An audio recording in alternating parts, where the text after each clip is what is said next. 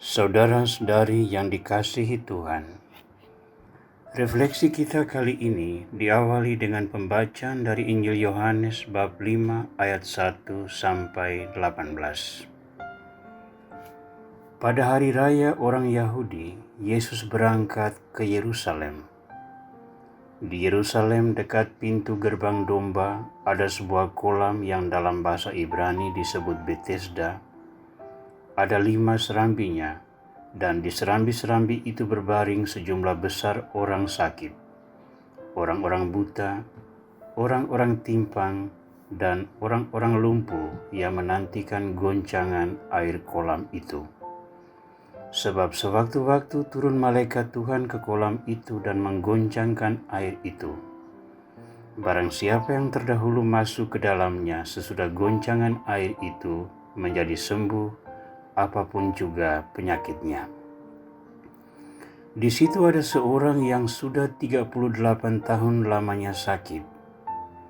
Ketika Yesus melihat orang itu berbaring di situ, dan karena ia tahu bahwa ia telah lama dalam keadaan itu, berkatalah ia kepadanya, "Maukah engkau sembuh?"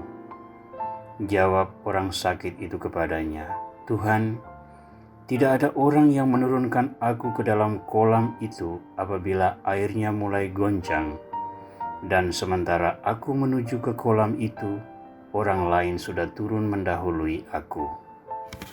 Kata Yesus kepadanya, "Bangunlah, angkatlah tilammu, dan berjalanlah."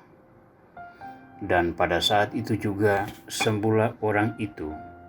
Lalu ia mengangkat tilamnya dan berjalan. Tetapi hari itu hari Sabat. Karena itu orang-orang Yahudi berkata kepada orang yang baru sembuh itu, "Hari ini hari Sabat dan tidak boleh engkau memikul tilammu." Akan tetapi ia menjawab mereka, "Orang yang telah menyembuhkan aku, dia yang mengatakan kepadaku, 'Angkatlah tilammu dan berjalanlah.'"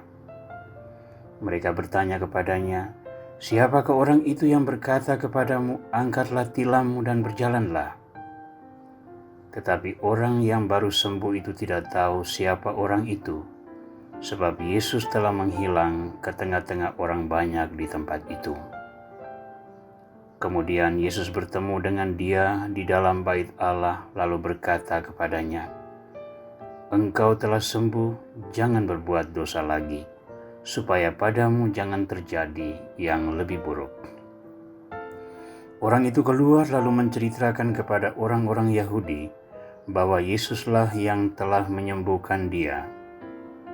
Karena itu orang-orang Yahudi berusaha menganiaya Yesus karena ia melakukan hal-hal itu pada hari Sabat. Tetapi ia berkata kepada mereka, "Bapakku bekerja sampai sekarang, maka aku pun bekerja juga." Sebab itu orang-orang Yahudi lebih berusaha lagi untuk membunuhnya, bukan saja karena ia meniadakan hari Sabat, tetapi juga karena ia mengatakan bahwa Allah adalah Bapanya sendiri, dan dengan demikian menyamakan diri dengan Allah. Tuhan Yesus Kristus, Engkau lebih mengutamakan keselamatan manusia daripada hukum-hukum yang berlaku di dalam masyarakat. Bagimu hukum utama adalah mencintai Tuhan dan sesama, dan Engkau menunjukkan contoh dengan menyembuhkan orang yang lumpuh tersebut. Dengan demikian Engkau menunjukkan belas kasih-Mu. Gerakanlah hati kami untuk lebih mengutamakan pelayanan kemanusiaan daripada menegakkan hukum yang bisa mengorbankan martabat sesama kami.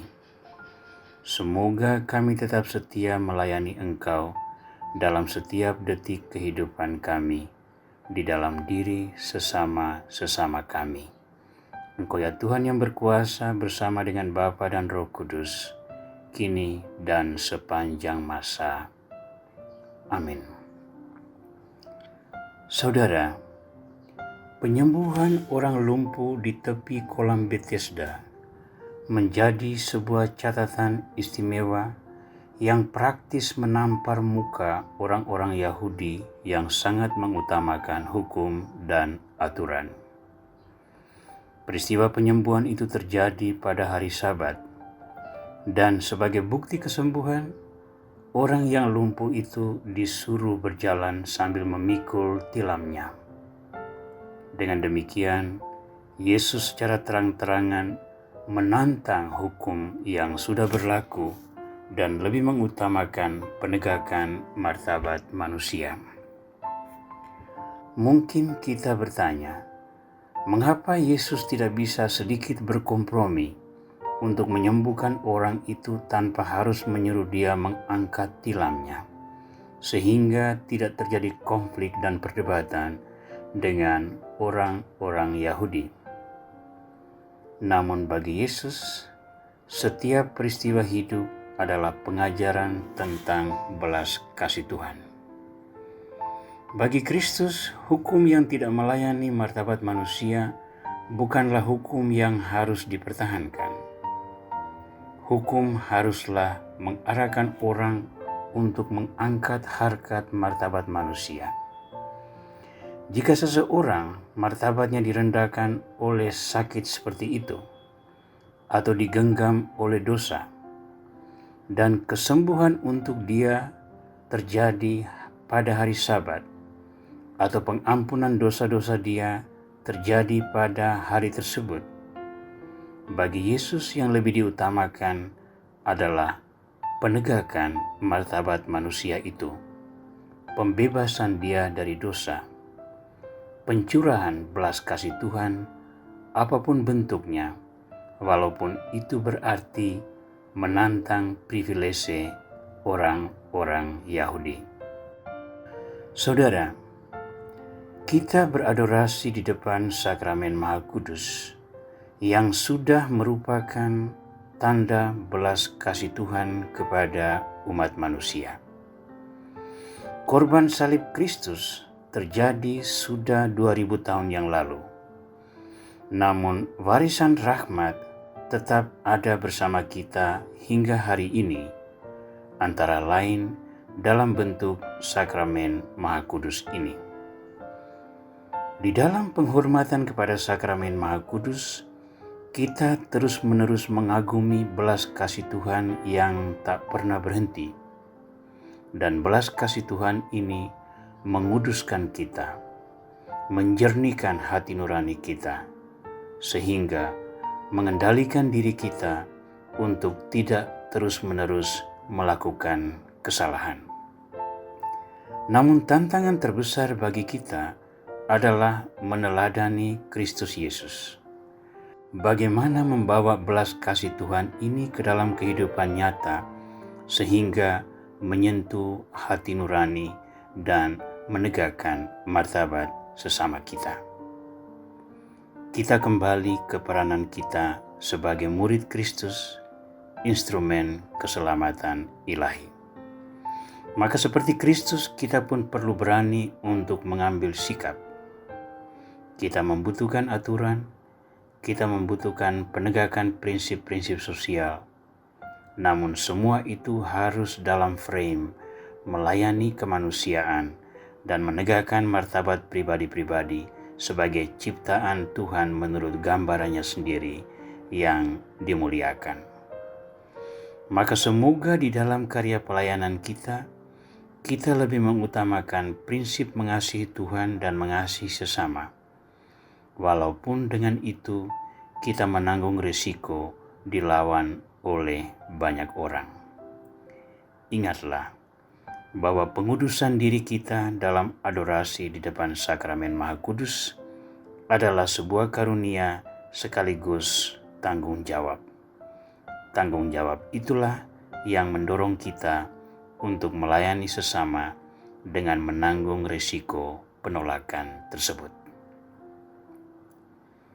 Tuhan Yesus Kristus, sebagaimana Engkau telah ditolak oleh orang-orang Yahudi karena melakukan kebaikan, kami pun mungkin mengalami banyak penolakan di dalam kehidupan kami ketika kami hendak menerapkan hukum cinta kasih-Mu.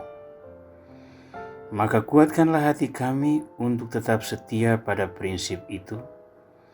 Teguhkanlah hati kami untuk tetap berpegang teguh pada keyakinan kami, dan doronglah kami untuk terus berupaya mewujudkannya, sehingga cinta-Mu senantiasa tercurah ke dalam hati banyak orang dan membaharui hidup mereka.